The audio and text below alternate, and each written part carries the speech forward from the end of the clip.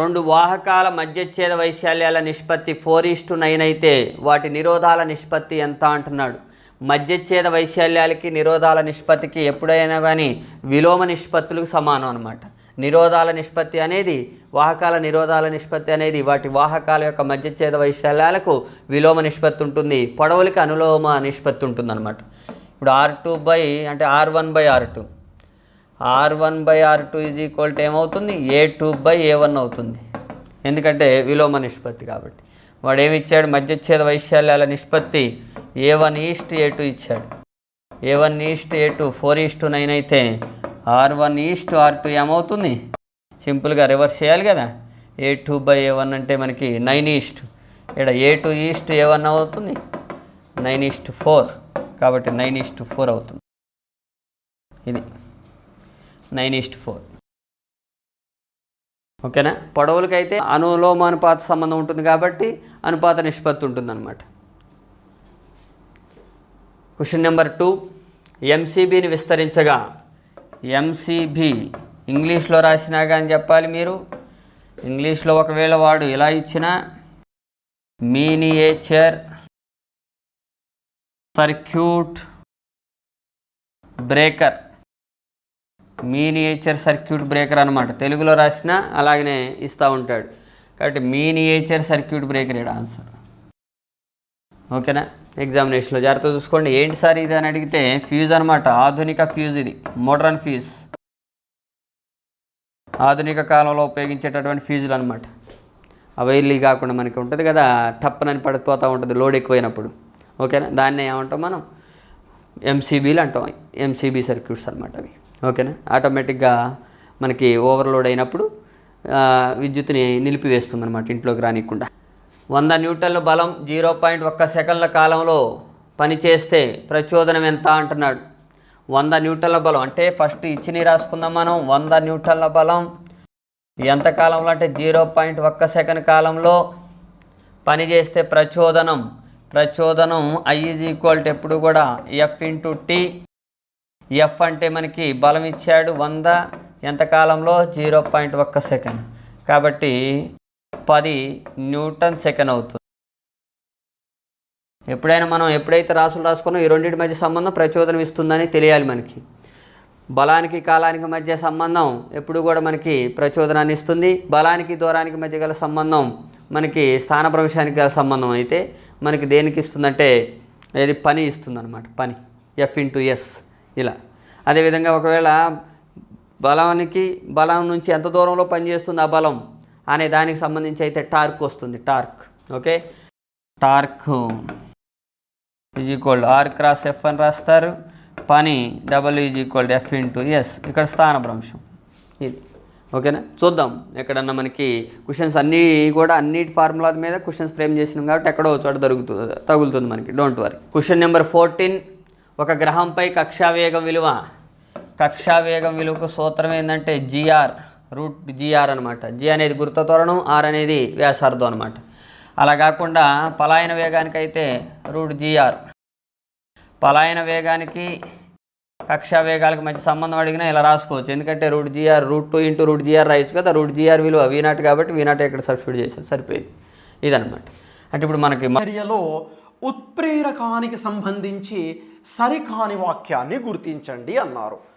ఉత్ప్రేరకం catalyst అనగా రసాయనిక చర్యలో పాల్గొని ఎటువంటి రసాయనికంగా భారాత్మకంగా ఎటువంటి మార్పుకి లోను కాకుండా రసాయన చర్యావేగాన్ని మార్చే పదార్థానికే ఉత్ప్రేరకం అని పేరు. ఇక్కడ నిర్వచనం రాసాం. ఇక్కడ క్రియాజనకాలు మనకు క్రియాజన్యాలుగా అంటే ఈ ఉత్ప్రేరకం మార్చివేస్తుంది. అయితే ఉత్ప్రేరకం ఏం చేస్తుందంటే క్రియాజనకాలను తన దగ్గర కూర్చోబెట్టుకొని ఈ క్రియాజనకాల మధ్యలో ఈ క్రియాజనకాలకు పెళ్లి చేయగా ఇక్కడ మనకు అమోనియా అనే ప్రోడక్ట్ బయటకు వస్తూ ఉంటుందండి. ఇక్కడ మనకు ఇనుము అనేది క్యాటలిస్ట్. ఇదేం చేస్తుందంటే క్రియాజనకాలు అయినటువంటి నైట్రోజన్, హైడ్రోజన్ను తన దగ్గర తీసుకొని అవి అమోనియాగా మార్చేస్తుంది. అంటే రసాయన చర్యలో పాల్గొంటుంది, కానీ క్రియాజనకాలుగా మార్చే దానికి దోహదం చేస్తుంది. కానీ ఇది ఇప్పుడు సపోజ్ 1 kg తీసుకున్నాం అనుకోండి ఇనుము అనే క్యాటలిస్ట్ని, అది అలా 1 kg ఉంటుంది చర్య తర్వాత. అంటే ఇనుములాగానే ఉంటుంది. అనగా రసాయనికంగా ఎటువంటి మార్పు పొందకుండా, భారాత్మకంగా ఎటువంటి మార్పును పొందకుండా, క్రియాజనకాలను క్రియాజన్యాలుగా మార్చే పదార్థాన్ని క్యాటలిస్ట్ అంటారు. ఈ క్యాటలిస్టులు మనకు 3 రకాలుగా ఉంటాయి. పాజిటివ్ క్యాటలిస్ట్ చర్యావేగాన్ని పెంచుతుంది, నెగిటివ్ క్యాటలిస్ట్ చర్యావేగాన్ని తగ్గిస్తుంది, స్వయం ఉత్ప్రేరణ అనేది ప్రత్యేకమైంది. అనగా ఇక్కడ రసాయనిక చర్యలో ఉత్ప్రేరకానికి సంబంధించి సరికాని వాక్యాన్ని గుర్తించండి అన్నాడు. ఫస్ట్ ఆప్షన్ చూడండి, రసాయనిక సంఘటనలో ఎటువంటి మార్పుకు లోను కాదు. ఎస్, ఎటువంటి మార్పుకు లోను కాదు, సరి అయిన వాక్యమే. భారాత్మకంగా ఎటువంటి మార్పుకు లోను కాదు, ఉత్ప్రేరకం, సరి అయిన వాక్యమే. సరి కానిది గుర్తించాలి. ఇక్కడ రసాయనిక చర్యావేగాన్ని మార్చును, పెంచడం లేదా తగ్గించడం. ధన ఉత్ప్రేరకం పెంచుతుంది, రుణ ఉత్ప్రేరకం తగ్గిస్తుంది, సరి అయినదే. రైట్. ఒక టీచర్ లాగా, టీచర్ క్రియాజనకాలు స్టూడెంట్లను పాస్డ్ అవుట్ స్టూడెంట్స్గా మారుస్తాడు. అక్కడ టీచర్లో రసాయనికంగా భారాత్మకంగా ఎటువంటి మార్పు రాదు. టీచర్ ఒక మంచి ఉత్ప్రేరకం అండి. మంచి లక్షణాలు పెంచుతాడు, చెడు లక్షణాలను తగ్గించే ప్రయత్నం కూడా చేస్తాడు. రైట్. ఆ విధంగా మరి ఇక్కడ రసాయన చర్యలో ఇప్పుడు టీచర్ టీచింగ్ లెర్నింగ్ ప్రాసెస్లో పాల్గొనడా? ఎస్, పాల్గొంటాడు. ఇక్కడ సరికాని వాక్యం ఏదంటే రసాయనిక చర్యలో ఉత్ప్రేరకం పాల్గొనదు. ఎందుకు పాల్గొనదు? పాల్గొంటుంది. పాల్గొని ఎటువంటి రసాయనికంగా భారాత్మకంగా మార్పు చెందకుండా రసాయనిక చర్యావేగాన్ని మార్చే ప్రయత్నం చేసేది ఉత్ప్రేరకం. ఉత్ప్రేరకానికి సంబంధించి సరికాని వాక్యం ఏది? రసాయన చర్యలో పాల్గొనదు అనే 3వ వాక్యం సరికాదండి. ఒక కూలంబ్ ఆవేశంలో గల ఎలక్ట్రాన్ల సంఖ్య అంటున్నాడు. Q = ఏంది? Ne. ఒక కూలంబ్ ఆవేశంలో ఎన్ని ఎలక్ట్రాన్లు ఉంటాయో కనుక్కోవాలి మనం. N = ఏమవుతుంది? Q/E అవుతుంది. ఈ విలువ ఎంత మనకి తెలుసు, 1.6 × 10⁻⁻19 అని కూలంబ్స్ అని. అప్పుడు N = 1 కూలంబ్/1.6 × 10⁻⁻19 coulomb. Coulomb gets cancel. ఈ విలువ కనుక మనం సింప్లిఫై చేస్తే స్టాండర్డ్ విలువ, యాక్చువల్గా ఇదంతా స్టాండర్డ్ విలువే, స్థిరాంకంగా గుర్తుపెట్టుకున్నా ఓకే. ఇది ఈ విలువ ఉండాలి. 6.25 × 10⁻18 ఫస్ట్ ఆన్సర్ ఉంది కాబట్టి ప్రాబ్లం లేదు మనకి. ఇది జనరల్గా మనకి ఒక కూలంబ్ ఆవేశంలో ఇన్ని ఎలక్ట్రాన్లు ఉంటాయి అన్నట్టు. అన్ని ఎలక్ట్రాన్లు ఉంటేనే ఒక కూలంబ్ ఆవేశం అంటాం మనం. ఇది అంటే అన్ని ఎలక్ట్రాన్లు ఒకే వస్తువు దగ్గర లేదా ఒకే బిందువు వద్ద ఉండాలి, అప్పుడు ఒక కూలంబ్ ఆవేశం ఉంది అని అంటారు. ఇది జరిగేది. ఇప్పుడు ఫర్ ఎగ్జాంపుల్ మనం దువ్యానితో తలదూకున్నాం అనుకోండి, దాని మీద ఎంతో కొంత ఆవేశం ఉంటుంది. ఆ దువ్యాని మీద కనుక 6.25 × 10⁻18 ఎలక్ట్రాన్స్ లేదా ధనావేశాలు అయితే ప్రోటాన్లు అన్నట్టుగా ధనావేశాలు అని చెప్పు మనం. ధనావేశ కణంగా మనకి పరిగణిస్తే అన్ని కణాలు ఉంటాయి. ఆవేశ కణాలు ఎన్ని కణాలు ఉండాలి? 6.25 × 10⁻18 కణాలు ఉండాలి. ఇది అప్పుడు ఏమంటామంటే ఆ దువ్యాని మీద ఒక కూలంబ్ ఆవేశం ఉంది అని అంటాం మనం. 28th క్వశ్చన్, రక్తం అనున్నది ఒక రక్తం అంటే తెలుసు మనకు. దీని pH విలువ 7.32 నుండి 7.45 మధ్యలో ఉంటుంది. అంటే బలహీన క్షారం అని అర్థమవుతుంది. అంటే ఫస్ట్ ఆప్షన్ ఈస్ రైట్ అని అర్థమవుతుందండి. కిరణజన్య సంయోగ క్రియ చర్యలో ఈ చర్యలో CO2 + H2O gives rise to glucose + oxygen అని కిరణజన్య సంయోగ చర్యలో విడుదలయ్యే ఆక్సిజన్ ఏ క్రియాజనక పదార్థము నుండి వెలువడుతుంది అన్నాడు. అంటే ఏ క్రియాజనకం నుంచి వెలువడుతుంది అన్నాడు. ఇప్పుడు ఇక్కడ ఆక్సిజన్ ఉందండి. ఇక్కడ ఈ ఆక్సిజన్ అన్నది మరి ఇప్పుడు కార్బన్ డయాక్సైడ్లో ఆక్సిజన్ ఉంది, ఇందులోకించి వస్తుందా? లేదంటే H2Oలో ఉన్న ఆక్సిజనా ఇది విడుదలయ్యేది? రెండు క్రియాజనకాల్లో ఆక్సిజన్ ఉంది. మరి ఏది విడుదలవుతుంది అంటే ఈ కార్బన్ డయాక్సైడ్ది కాదు, H2Oది విడుదలవుతుంది. ఎలా గుర్తించారంటే దీనిని, ఇక్కడ ఆక్సిజన్ ఐసోటోపులు 3 రకాలుగా ఉంటాయి మనకు. 16 యూనిట్స్, 17 యూనిట్స్, 18 యూనిట్స్. అయితే ఇక్కడ 18 యూనిట్ల బరువు ఉన్నటువంటి ఆక్సిజన్ ఉపయోగించినప్పుడు విడుదలైనటువంటి ఆక్సిజన్ 18 యూనిట్లుగా గుర్తించారు. అనగా కిరణజన్య సంయోగ క్రియలో విడుదలైనటువంటి ఆక్సిజన్ రైట్ మనకు కార్బన్ డయాక్సైడ్ నుంచి కాదు. ఇక్కడ 16 యూజ్ చేశారు, ఇక్కడ 16, ఇక్కడ 18. ఏమొచ్చింది బయటికి? 18 యూనిట్ల బరువు ఉన్నటువంటి ఆక్సిజన్ బయటకు వచ్చింది. కన్ఫర్మేషన్ ఏంటంటే కిరణజన్య సంయోగ క్రియలో విడుదలైనటువంటి ఆక్సిజన్ నీటి నుండి విడుదలయ్యింది అని అర్థమవుతుంది. అనగా సెకండ్ ఆప్షన్ ఈజ్ రైట్. నీటి అణువు నుంచి విడుదలయ్యింది, కార్బన్ డైఆక్సైడ్ నుంచి కాదు.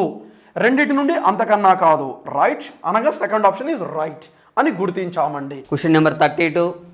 ఒక వ్యవస్థపై బాహ్య బలం శూన్యమైతే నిత్యత్వ రాశి. ఎప్పుడైనా ఒక వ్యవస్థపై మనకి బాహ్య బలం 0 అయితే యాక్చువల్గా న్యూటన్ రెండో గమన నియమం ప్రకారంగా F = ద్రవ్య వేగంలో మార్పు రేటునే మనం ఏమంటామంటే ద్రవ్య వేగంలో మార్పు రేటునే బలం అంటాం.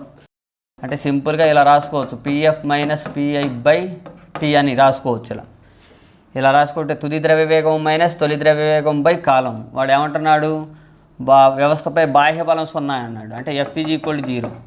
అప్పుడు F = 0 అయితే PF - PI/T అవుతుంది. అప్పుడు PF = PI అవుతుంది. అంటే తుది ద్రవ్య వేగం తొలి ద్రవ్య వేగం. అంటే స్థిరంగా ఉందా లేదా? ద్రవ్య వేగం స్థిరం అంటాం. ద్రవ్య వేగం స్థిరం. కోణీయ ద్రవ్య వేగం ఎప్పుడు స్థిరంగా అవుతుందంటే టార్క్ శూన్యం కావాలి, టార్క్. అప్పుడు మాత్రమే కోణీయ ద్రవ్య వేగం నిత్యత్వంగా ఉంటుంది, స్థిరంగా ఉంటుందన్నమాట. కానీ జస్ట్ బలం కనుక శూన్యమైతే ద్రవ్య వేగం మాత్రమే స్థిరంగా ఉంటుంది. ఇది జనరల్గా మనం మాట్లాడుకుంది. ఇక్కడ ఒకటి కావాలనే 1 మరియు 2 అని ఇచ్చాడు. ఓకే, ఎగ్జామినేషన్లో బాహ్య టార్క్ శూన్యమైతే కోణీయ ద్రవ్య వేగం అని పెట్టండి, బాహ్య బలం శూన్యమైంది అని అంటే ద్రవ్య వేగం అని పెట్టండి. ఇది HCOOH, CH3COOH అణువుల IUPAC నామాలు వరుసగా international union pure applied chemists అంటారు, అంతర్జాతీయ రసాయన శాస్త్రవేత్తల సంఘం. వాటి రూల్స్ ప్రకారంగా వీటి యొక్క నామాలు ఏమిటి వరుసగా అన్నాడు. అయితే మనకు IUPAC రూల్స్లో 1 కార్బన్ ఉంటే మీత్, 2 కార్బన్లు ఉంటే ఈత్, 3 కార్బన్లు ఉంటే ప్రోప్, 4 కార్బన్లు ఉంటే బ్యూట్ అలా చెప్తాం. అలానే RCOOH ఉందనుకోండి, COOH అనగా వైక్ ఆమ్లంచే ఎండ్ చేస్తామండి. వైక్ అనగా ఆల్కనోయిక్ ఆమ్లం అని చెప్తారండి, ఆల్కనోయిక్ ఆమ్లం RCOOH. ఇక్కడ చూడండి, ఇప్పుడు COOH గ్రూప్ ఉంది అంటే వైక్ ఆమ్లం, ఆల్కనోయిక్ ఆమ్లం. 1 కార్బన్ ఉంది, 1 కార్బన్ అంటే ఏంటి? మీత్ అంటే మిథనోయిక్ ఆమ్లము, దీని పేరు మిథనోయిక్ యాసిడ్. మరి ఇందులో చూడండి COOH గ్రూప్ ఉంది అంటే కార్బాక్సిలిక్ ఆమ్లం, వైక్ ఆమ్లం. ఎన్ని కార్బన్లు ఉన్నాయి మొత్తం? 1, 2 అనగా ఇథనోయిక్ ఆమ్లము. అనగా HCOOH, CH3COOH అణువుల IUPAC నియమాలు వరుసగా మిథనోయిక్ ఆమ్లం అంటే 1 కార్బన్ కాబట్టి మిథనోయిక్, 2 కార్బన్లు ఉంటే ఇథనోయిక్ ఆమ్లం అంటారు. అంటే 4th ఆప్షన్ ఈజ్ రైట్ అని అర్థమవుతుంది. మిగతాది కాదు. ఫార్మిక్ ఆమ్లం, ఎస్టిక్ ఆమ్లం సాధారణ నామాలు. వీటికి IUPAC నామాలు మిథనోయిక్ ఆమ్లం, ఇథనోయిక్ ఆమ్లాలండి.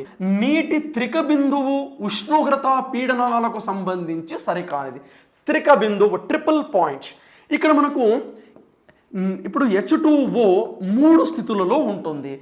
మంచు అనే ఐస్ అనే ఘనస్థితి, H2O అనే నీరు ద్రవస్థితి, రైట్, నీటి ఆవిరి అనే వాయుస్థితిని కలిగి ఉంటుంది. అయితే 100 డిగ్రీ సెల్సియస్ కన్నా ఎక్కువ వద్ద నీటి ఆవిరి, 0 డిగ్రీ సెల్సియస్ కన్నా తక్కువ వద్ద మంచుగా, 0 డిగ్రీ సెల్సియస్ నుంచి 100 డిగ్రీ సెల్సియస్ మధ్యలో నీరుగా ఉంటుంది. అయితే ఈ ఒక ప్రత్యేకమైన ఉష్ణోగ్రత పీడనాల వద్ద మనకు H2O అన్నది 3 స్థితులలో ఉంటుంది.